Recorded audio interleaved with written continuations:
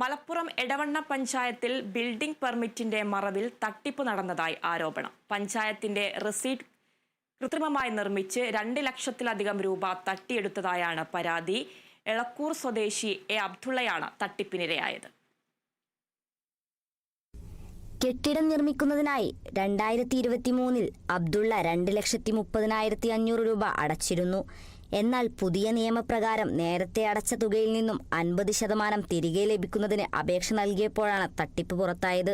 പഞ്ചായത്തിൽ 11,520 രൂപ മാത്രമാണ് അടച്ചതെന്നാണ് കണക്കുകൾ പരിശോധിച്ചപ്പോൾ കണ്ടെത്തിയത്.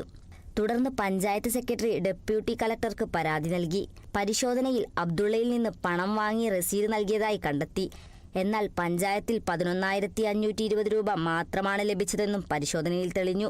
എടവണ്ണ ഗ്രാമപഞ്ചായത്തിൽ പകൽ കൊള്ളയാണ് നടക്കുന്നത്. എടവണ്ണ പഞ്ചായത്തിന് കിട്ടേണ്ട ബിൽഡിങ്ങിന്റെ ഫീസ് 2,30,500 രൂപ ഇവിടെ പഞ്ചായത്തിൽ കിട്ടേണ്ട പൈസക്ക് ബദല് ഈ ഗുണഭോക്താവിൽ നിന്ന്, കക്ഷിയിൽ നിന്ന്, ബിൽഡിംഗ് ഓണറിൽ നിന്ന് 2,30,500 രൂപ വാങ്ങുകയും എന്നാൽ അതിന് കൃത്രിമമായി റെസീറ്റ് കൊടുക്കുകയും പഞ്ചായത്തിൽ 11,000 രൂപ മാത്രം അടക്കുകയും അതിന് സെപ്പറേറ്റ് റെസീറ്റ് ഉണ്ടാക്കുകയും ചെയ്ത ജീവനക്കാരുടെ ഒരു പഞ്ചായത്ത് ആണ് എടവണ്ണ. റെസീറ്റിൽ മാറ്റം വരുത്തിയതായും മാപ്പ് നൽകണമെന്നും റീഫണ്ട് നൽകേണ്ടെന്നും കാണിച്ച് അബ്ദുള്ള പഞ്ചായത്തിൽ കത്തു നൽകി.